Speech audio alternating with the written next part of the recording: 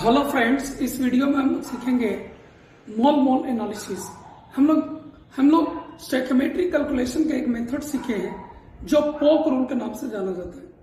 ठीक है, लेकिन पोक रूल की एप्लीकेबिलिटी थोड़ा सा कम है, इस वजह से एक नए मेथड का हम यूज करते हैं and that is called mole mole analysis. Mole mole analysis में भी कोई जनरल रिएक्शन होगा, उस जनरल रिएक्शन में कम से कम एक रिएक्टेंट का या प्रोडक्ट का डिटेल, कंप्लीट डिटेल दिया हुआ रहेगा ताकि उसका मोल कैलकुलेट किया जा सके। और किसी भी रिएक्टेंट और प्रोडक्ट के बारे में हमें डिटेल्स पूछे जाएंगे तो हम उसको मोल मोल एनालिसिस से कैलकुलेट कर सकते हैं। बस आप इस चीज का ध्यान रखें कि ये कंप्लीट रिएक्शन का केस हो। किस चीज का ध्यान हो? कंप्लीट रिएक्शन का केस। तो सबसे पहले इसमें हम लोग एक टर्म सीखते हैं, कंप्लीट रिएक्शन किसको कहते हैं।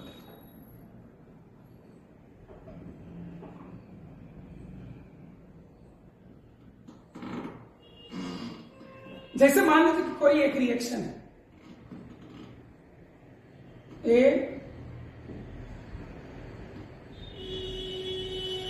मान लेते हैं कोई एक जनरल रिएक्शन, कोई एक ऐसा रिएक्शन जिसमें ए एंड बी इतना ही अमाउंट लिया जाए कि रिएक्शन जब एंड हो तो ए भी खत्म हो जाए और बी भी खत्म हो जाए। ये दोनों ही आपको साइमल्टेनियसली कंज्यूम हो जाए, ये दोनों ही कंप्लीटली कंज्यूम हो जाए। तो जब रिएक्शन ओवर होगा तो आपको ए और बी कुछ नहीं बचेगा, आपको कंटेनर पे केवल सी एंड डी रहेगा। तो अब इसको लिखेंगे, if in a reaction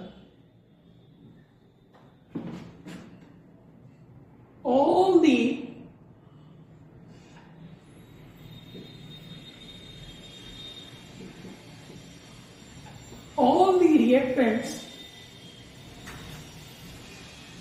are completely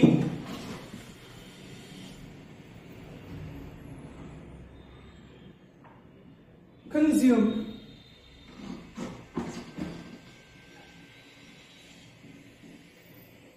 till the end of the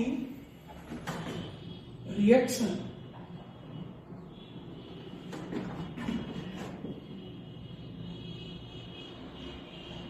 is called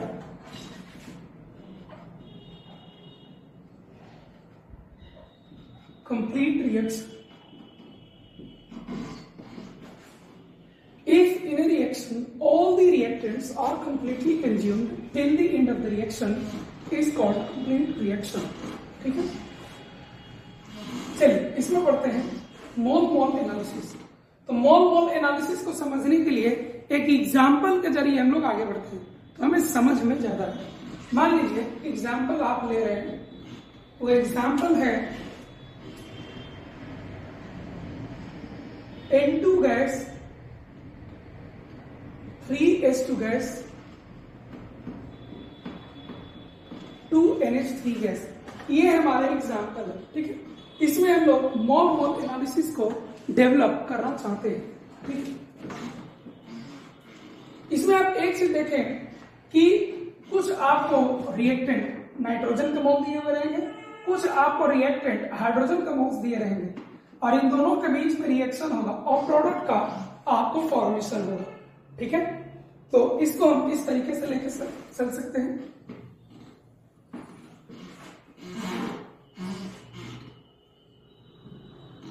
मान लो T = 0 पर इसका मोल N2 दिया हुआ है, इसका ये दिया हुआ है और ये शुरू में नहीं था। रिएक्शन जब खत्म हुआ, एंड ऑफ द रिएक्शन जब हुआ तो ये दोनों कंप्लीटली कंज्यूम हो गया। ठीक है, तो ये भी 0 बचना चाहिए और ये आपको NH3 बन गया। ठीक है, हम लोग इसको कैलकुलेट करें। इस रिएक्शन को बैलेंस किया हुआ है, इससे आप लेकर since 1 mole of nitrogen gas reacts with 3 moles of hydrogen gas. Therefore, 1 मोल इसका 3 मोल के साथ रिएक्शन जा रहा है, तो इसका n मोल इसके कितने मोल से जाएगा रिएक्शन? इसका n मोल इसके कितने मोल से जाएगा? Therefore, n mole of nitrogen undergoes reaction with 3 into n into moles of, ठीक है, यानी कि 3 into n into n, 1 मोल से 3 मोल गया रिएक्शन, तो n मोल से कितना जाएगा रिएक्शन? 3 टाइम्स इसका जाएगा रिएक्शन, यानी कि इतना जाएगा रिएक्शन। लेकिन हाइड्रोजन भी कंप्लीट रिएक्शन का केस है, तो हाइड्रोजन असल में कंज्यूम में कितना हुआ है? NH2 का बराबर कंज्यूम हुआ, तो यहां से हमें एक चीज आ रहा है, therefore 3 into mole of nitrogen is equal to mole of hydrogen. You can write it 1 into mole of hydrogen. You can arrange it, 3 को आप इधर ले जाइए और 1 को इधर ले जाइए। Mole of N2 by 1, mole of hydrogen by 3. ये मैं इसलिए कर दिया हूं क्योंकि यहां से मुझे कुछ इंपॉर्टेंट रिलेशन मिलते हैं। अभी आप इसको छोड़ दीजिए, ठीक है। अब आप एक काम करिए, इसको 1 मान लीजिए, इसको आप 1 मान लीजिए, ठीक है। और यही ऑपरेशन आप इन दोनोके लिए भी लगा दीजिए, तो इन दोनों के लिए जब ऑपरेशन लगाएंगे तो क्या जाएगा आपको? ऊपर में कुछ भी डाल दो,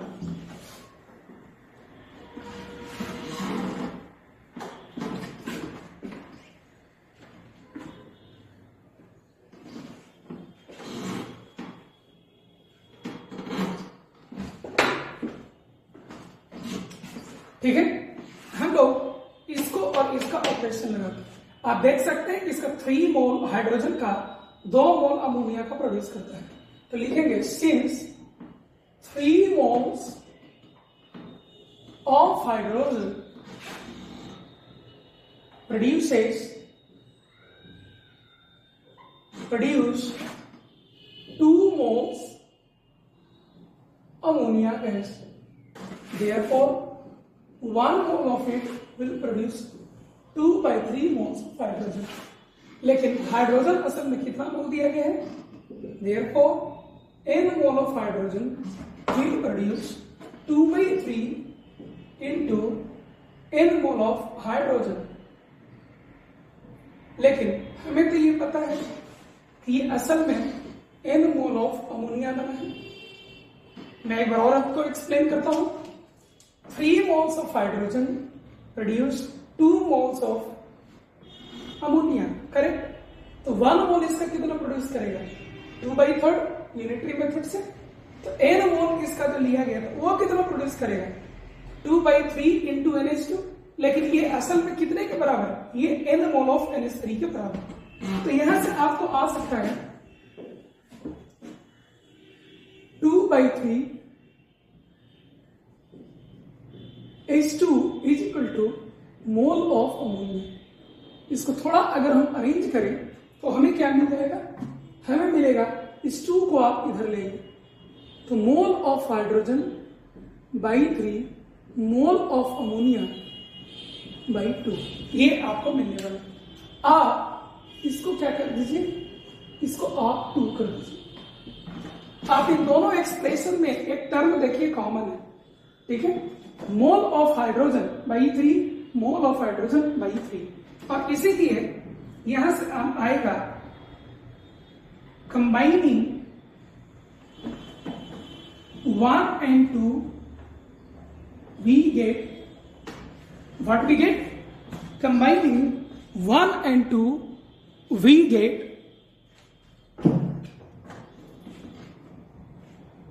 mole of nitrogen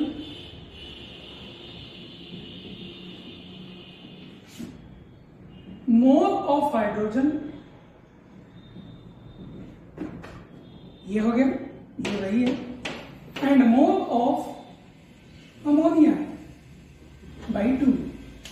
Again, you can see the beauty of the reaction. You can see the beauty of reaction expression. देखिए कितना अच्छा आ गया.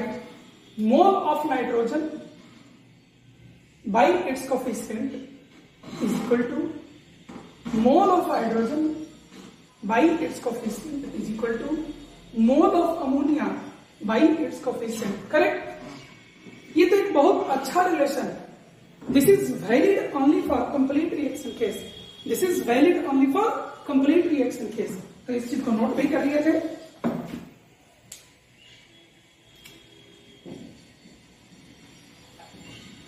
Valid only for complete reaction case. This is valid only for complete reaction case. ये किसके लिए valid है? Complete reaction case के लिए वैलिड है. और कंप्लीट रिएक्शन कब होगा कि नहीं होगा ये मैं आपको लिमिटिंग रिएजेंट में पहचानना सिखाऊंगा. ठीक है. लेकिन यहां से एक चीज समझ में आया कि मोल मोल एनालिसिस को कितना इजीली यूज किया जा सकता है. इनके मोल्स जो रिएक्शन जाएंगे या बनेंगे वो रिलेशन में होते हैं. इनको बैलेंस कर लीजिए और जो भी इनके कोफिशिएंट है उनको उनके रेस्पेक्टिव मोल से आप डिवाइड कर दीजिए. आपको एक रिलेशन आ जाए. ठीक है. इसको also known as this is also known as mole-mole relation, also known as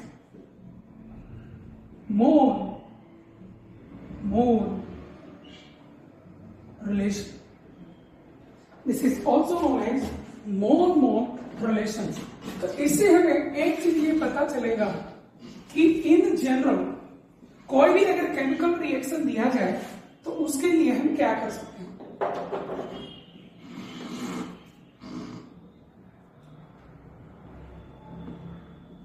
In general, for any chemical reaction, कौन सा? केवल कंप्लीट रिएक्शन केस आपको यूज करना होगा. ठीक है. तो जनरल रिएक्शन हम लोग क्या लेते हैं? A B B C C and D D. तो इसके लिए हमें कौन सा रिलेशनशिप हो जाएगा? इसके लिए हमें रिलेशनशिप हो जाएगा mole of A by A, mole of B by B, mole of C by C, mole of D by D. यहां पर भी आप लिखेंगे valid only for complete reaction. और कब कंप्लीट रिएक्शन होगा कब नहीं होगा ये चेक करना हम लोग सीखेंगे. यह क्वेश्चन में लिखा रखा है. नहीं भी लिखा रहेगा तो भी हम चेक करना सीखेंगे. ठीक है. इस तरीके से हम लोग को ये है. ठीक है. अब हम लोग इसका एक एग्जाम्पल लेते हैं. इसको यूज कैसे किया जाए. इसका यूज कैसे किया जाए. ठीक है. मैं उसी रिएक्शन को लेने वाला हूं जिसको हम लोग लास्ट क्लास में सीखे थे. जिसको हमने लास्ट क्लास में सीखा था उसी को मैं लेने वाला हूं. एक क्वेश्चन लेते हैं.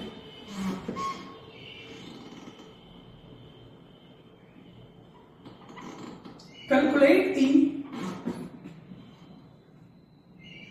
volume of oxygen gas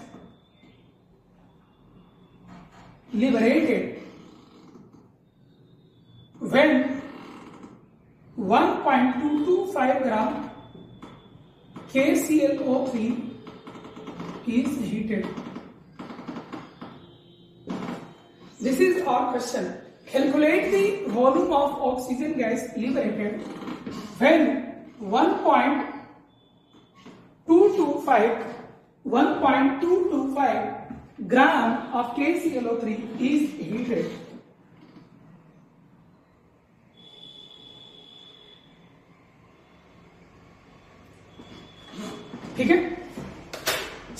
question बनाते हैं। ये क्वेश्चन इजी है, हम लोग इसका यूज करना बस सीख रहे हैं, ठीक है। तो पहले बैलेंस रिएक्शन लिखा जाए, तो बैलेंस रिएक्शन लिखते हैं 2KClO3 सॉलिड, हीट करने पर 2KCl solid and 3O2 gas देता है, ठीक है। हमें किसके बारे में क्वेश्चन में दिया गया है, हमें KClO3 यानी इसके बारे में दिया गया, और किसके बारे में पूछा गया, इसके बारे में हमसे पूछा गया, ठीक है। जिनके बारे में दिया गया और जिनको पूछा गया आप डायरेक्ट उनका रिलेशन निकाल सकते हैं, लेकिन मैं पूरा निकाल के आपको एक बार दिखाता हूं। Mole of KClO3 by 2 is equal to mole of KCl by 2 mole of O2 by 3। लिखा गया रिलेशन, लेकिन हमें तो केवल इसको और इसको यूज करना है, तो इससे हम आगे बढ़ते हैं। Mole of KClO3 by 2 is equal to mole of O2 gas by 3। सिर्फ वैल्यू पुट करिए, इसका मोल पुट करना है आपको, मास आपको दिया हुआ है 1.225 ग्राम मास बाई इट्स GMM। इसका GMM कितना होता है 122.5 ग्राम से डिवाइड कर दीजिए बाई 2। आपसे क्या पूछा गया, volume of O2 gas liberated, मुझे नहीं पता है, वही लीटर मान लीजिए। कौन सा कंडीशन में लिबरेटेड, इसमें थोड़ा सा ऐड कर दीजिए एट STP। STP पर मोलर वॉल्यूम कितना हो जाता है, वॉल्यूम बाई 1 मोल गैस का वॉल्यूम नंबर ऑफ मोल देता है, तो ये कितना होता है 22.4 लीटर होता है, ठीक है। रख दीजिए, ये वॉल्यूम बाई मोलर वॉल्यूम क्या होता है, number of mole divided by 3। इसको रख दीजिए, इसको आपसे जान लीजिए 122.5 into 2 is equal to V by 3 into 22.4। अब आप इसको सोल्व कर लीजिए, ये आपको 100 टाइम्स से कैंसिल हो जाएगा, ठीक है। और यहां से आपको आ जाएगा V is equal to 3 into 22.4 by 100 into 2। इसी को आप सोल्व कर लीजिए। इसको सोल्व करने पर आपको आता है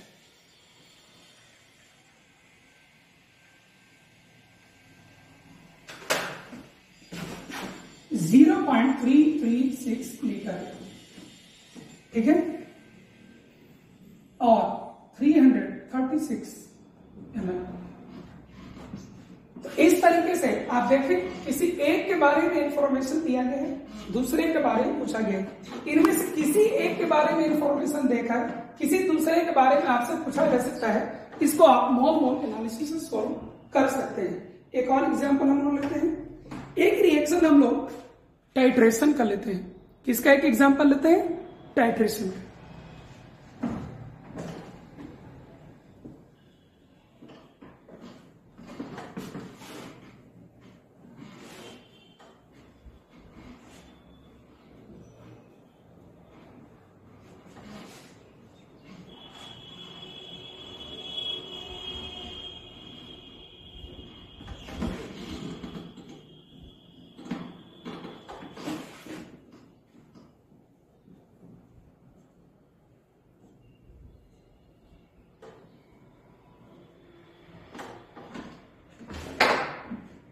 चलिए आगे हम लोग पढ़ते हैं।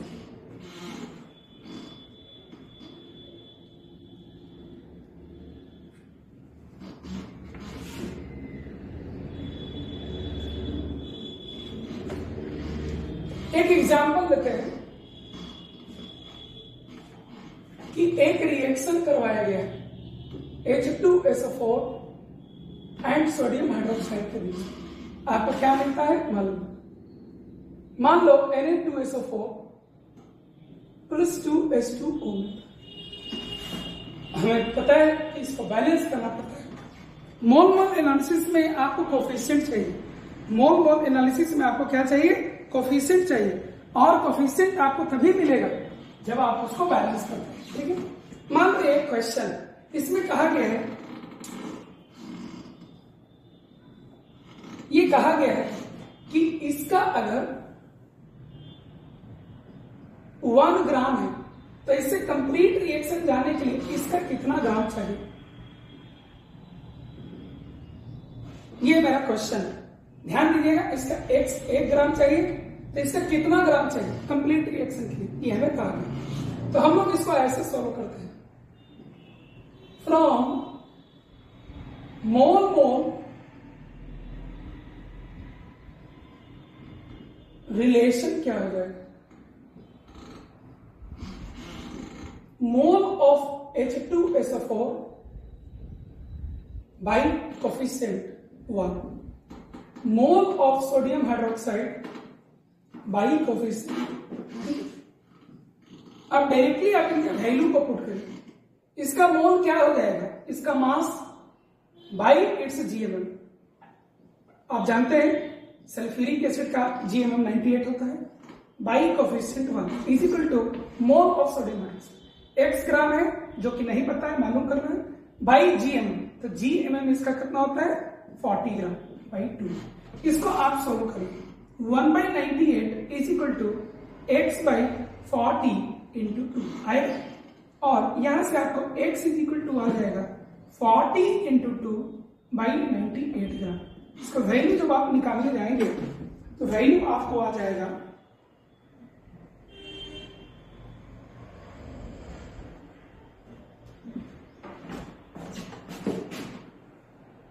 0.816 ग्राम। निकाल सकते हैं। कोई जरूरी नहीं है कि यहां आपको मास वगैरह ही दिया रहे, आपको क्वेश्चन ऐसे भी हो सकते हैं। ये देखिए second part, H2SO4 2NaOH reaction करके आपको ये दिया, ठीक है। आपसे कहा जाएगा कि इसके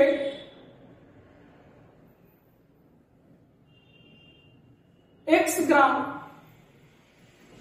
इसका कोई मास ले लीजिए, मान लीजिए 1 ग्राम।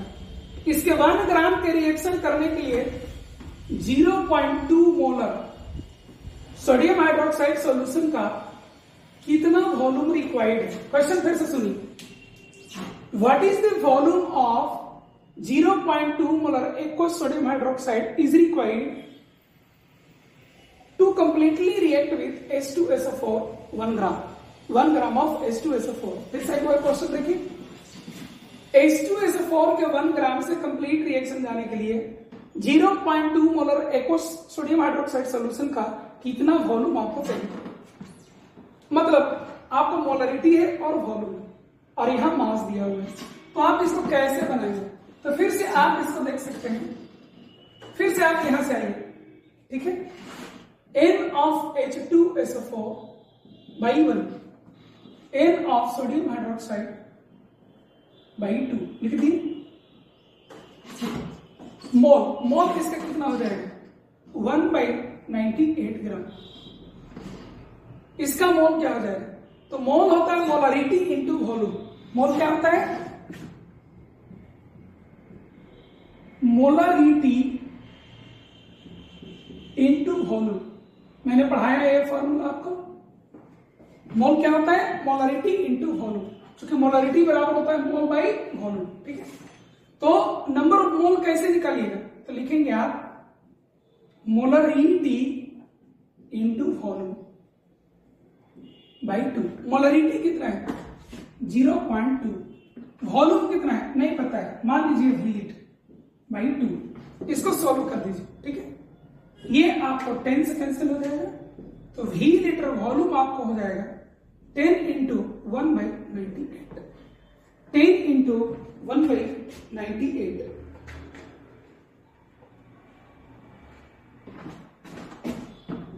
0.102 लीटर और 102 ml।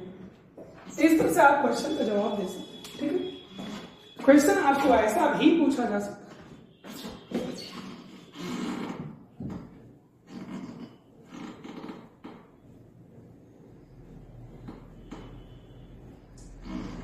आपको क्वेश्चन ये कहेगा, आपको क्वेश्चन ये कहा जाएगा कि इसका 0.3 मोलर है और इसका 300 ml यूज किए गए हैं। इसको कंप्लीट रिएक्शन ले जाने के लिए सल्फ्यूरिक एसिड का 0.2 मोलरिटी है, तो इसका वॉल्यूम रिक्वायर्ड क्या होगा? क्वेश्चन ये आपको कि सोडियम हाइड्रोक्साइड के 0.3 मोलर और 300 ml को कंप्लीटली रिएक्शन ले जाने के लिए आपको H2SO4 का 0.2 मोलर मोलरिटी का वॉल्यूम कितना चाहिए? तो हम इसको फिर से कर सकते हैं, मोल मोल एनालिसिस लगाइए। तो मोल मोल एनालिसिस हो जाएगा mole of H2SO4 by its coefficient is equal to mole of sodium hydroxide by its coefficient that is 2। अब आप इनका वैल्यू को पुट करिए। मोल क्या होता है? Molarity into volume. तो लिख दीजिए मोलरिटी इनटू वॉल्यूम, नहीं पता है V litre by coefficient that is 1। यहां लिखिए मोल मोलरिटी 0.3 है इनटू वॉल्यूम 300 ml है। 300 ml को लीटर में कैसे कन्वर्ट करेंगे आप? तो 300 बाई 1000 बाई 2। इसको आप सोल्व कर लीजिए, ठीक है। 0.2 into V is equal to 0.3 into 300 by 1000। इसलिए V आपको हो जाएगा 0.3 इंटू 300 बाई 2 इंटू 1000 इंटू 0.2। इसको सॉल्व कर लिया जाए, ठीक है। तो इससे आपको ये चला जाएगा, ठीक है। ऊपर में आपको 900 आ जाएगा और नीचे में आपको 4 इंटू 1000 आ जाएगा। 0.9 बाई 4 क्या आ जाएगा आपको? 0.9 बाई 4। ये आपको वैल्यू 0.225 लीटर आएगा, यानी कि 225 ml आपका आंसर हो जाएगा। 225 ml आपको आंसर हो जाएगा। तो इस तरीके से हम लोग अगर चाहें तो मोल मोल एनालिसिस को हम लोग यूज कर सकते हैं। अगर किसी टाइट्रेशन रिएक्शन में भी कहा जाए तो मोल मोल एनालिसिस को हम इस तरीके से यूज कर सकते हैं। अगर मैं 2 तरह का एग्जांपल दिया, किसी चीज को हीट करते हैं तो कैसे हैंडल करेंगे, किसी एसिड बेस का रिएक्शन होगा तो कैसे हैंडल करेंगे। मैं कोई कंबशन रिएक्शन को आपको यूज करना सिखाता हूं कि कंबशन रिएक्शन में इसको हम कैसे हैंडल करते हैं, ठीक है। चलिए एक तरह का और एग्जांपल लेते हैं जहां पर मोल मोल एनालिसिस को यूज करना सिखाते हैं। ध्यान रहे ये सब केवल कंप्लीट रिएक्शन का केस है। मोल मोल एनालिसिस कब अप्लाई किया जा सकता है? जब कंप्लीट रिएक्शन का केस हो। कंप्लीट रिएक्शन का केस नहीं रहेगा तो हम क्या करेंगे? उसको भी करना मैं आपको सिखाऊंगा अगला वीडियो में, ठीक है।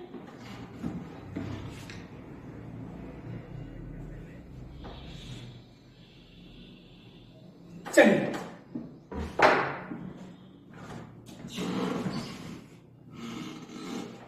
Combustion analysis.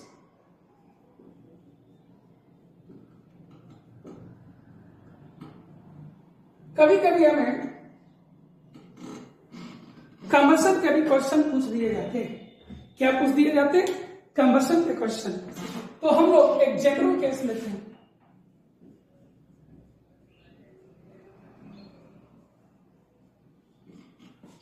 एक जनरल केस लेते हैं। कोई एक हाइड्रोकार्बन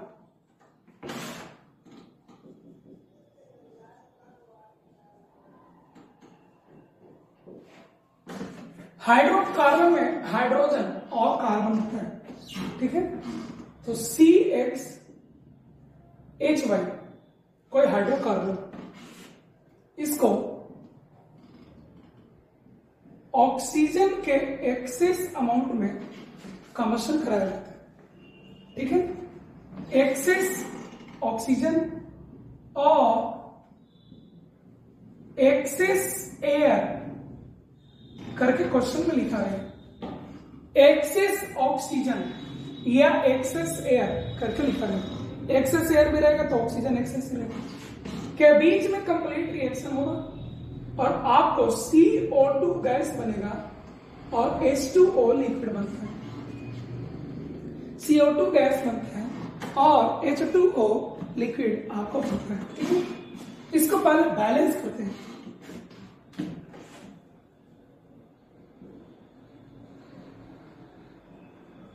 बैलेंस किया जाए।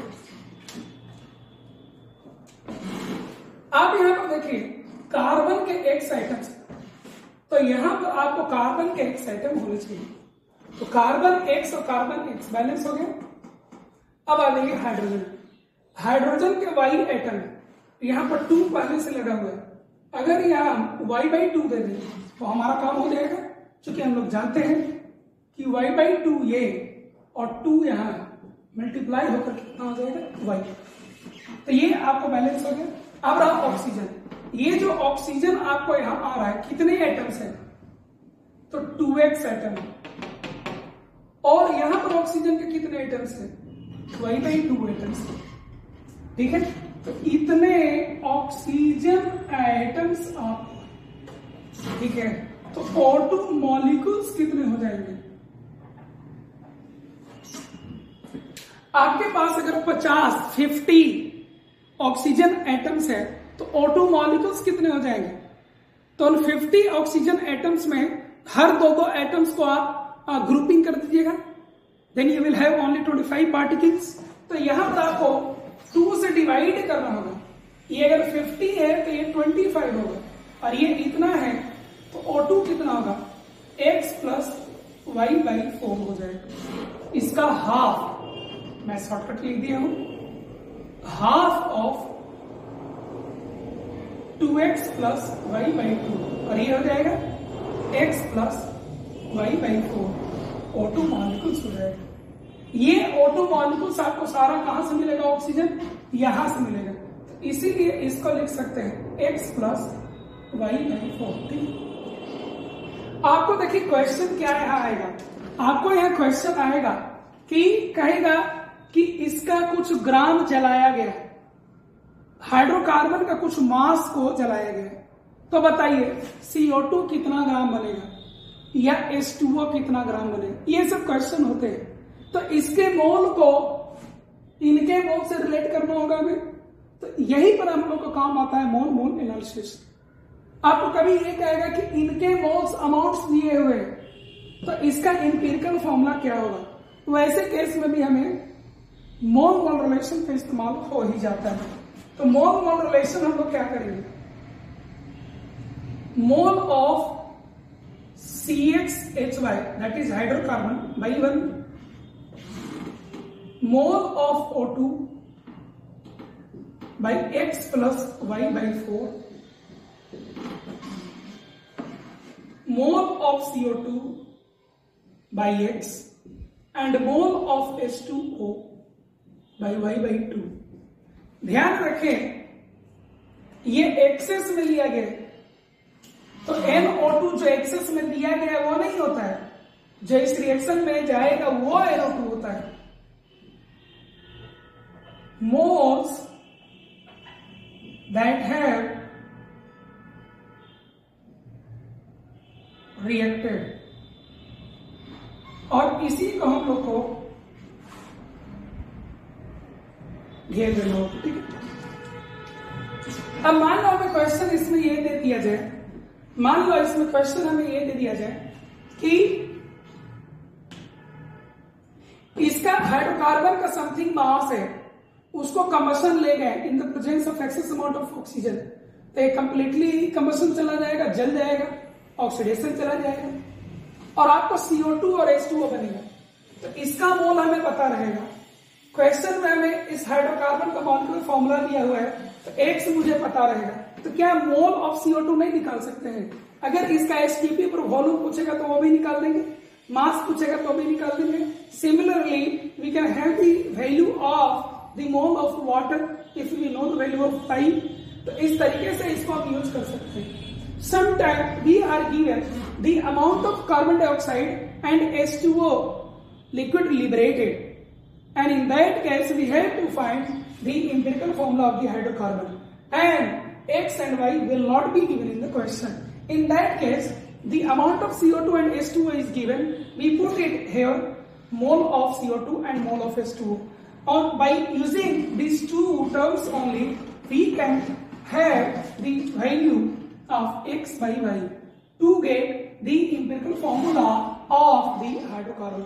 क्या ऐसा कर सकते हैं कि नहीं कर सकते हैं? देखिए, इसका अमाउंट मालूम है यानी मोल मालूम है, इसका अमाउंट मालूम है यानी मोल मालूम है, तो हमें क्या नहीं मालूम है? एक्स एंड वाई नहीं मालूम है, तो क्या एक्स बाई वाई का रेशियो नहीं निकाल सकते हैं? एक बार जब हमें एक्स और वाई का रेशियो मिल जाएगा, उसको यहाँ पुट कर देंगे, तो क्या हमें इंपिरिकल फॉर्मूला नहीं मिल जाएगा क्या? तो इस तरीके से आप इंपिरिकल फॉर्मूला को कैलकुलेट कर सकते हैं। इस तरीके से आप इंपिरिकल फॉर्मूला को भी कैलकुलेट कर सकते हैं। ठीक है, तो ये तीन एप्लीकेशंस है जो मोस्ट कॉमन एप्लीकेशंस है जो आपको यूज होते हैं। ठीक है, मैं एक इसका एग्जाम्पल भी लेना चाहूंगा। ठीक है,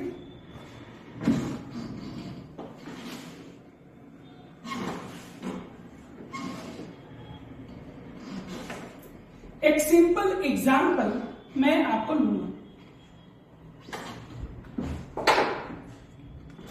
मान लो हमारे पास हाइड्रोकार्बन C2H6। C2H6 का मतलब होता है ईथेन। हम लोग जानते हैं इसको एक्सेस अमाउंट ऑफ ऑक्सीजन से कंबशन कराया गया है, और कंबशन कराने पर हमें CO2 गैस मिला है और H2O लिक्विड मिला है। Sometime it is given in the form of gas as well. ठीक है, तो उस समय वॉल्यूम आपको दिया जाएगा। खैर, मान लो हमें क्वेश्चन कहा गया है कि इसके 2 ग्राम को कंबशन ले जाने पर इसका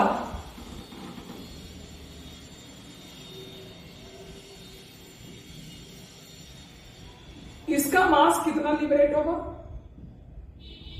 या वॉल्यूम लिख दीजिए। वॉल्यूम एट एसटीपी कितना लिबरेट होगा और इसका मास कितना लिबरेट होगा, ये हमसे पूछा गया है। फिर से आप क्वेश्चन सुनिए। क्वेश्चन क्या है कि what is the volume of CO2 gas at STP produced and H2O liquid mass produced when 2 gram of ethane is completely burned in presence of excess amount of O2 gas. In presence of excess amount of O2 gas.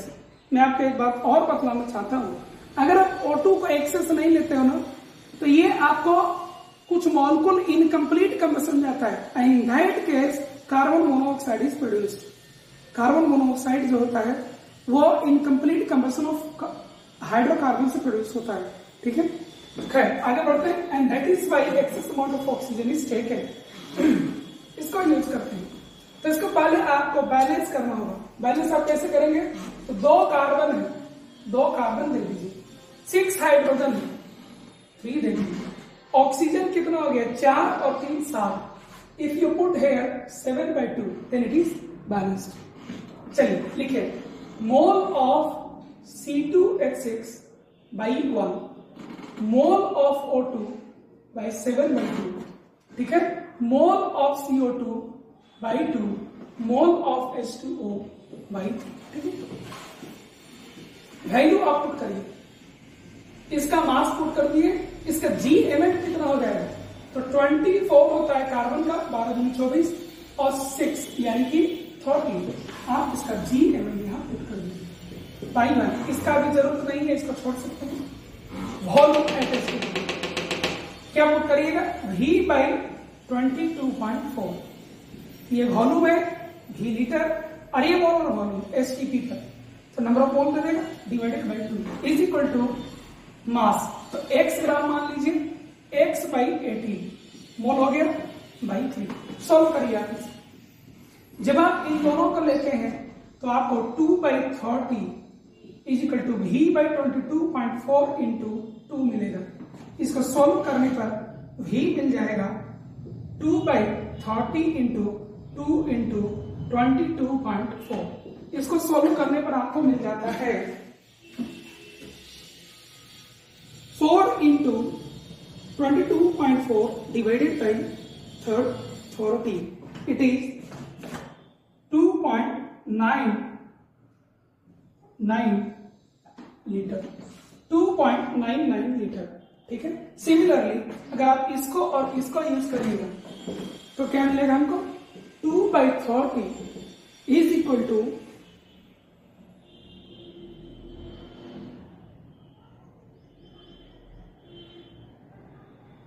2/40 is equal to x/18/3 is equal to x/18 into 3। यहां से x आपको आ जाएगा 18 into 3 into 2/30,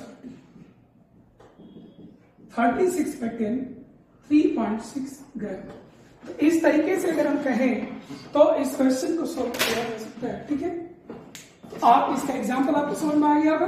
तो इस तरीके से मोल analysis को हम लोग यूज करेंगे। ठीक है। नेक्स्ट वीडियो में हम लोग limiting reagent and percent purity इन सबको हम सीखेंगे। ठीक है।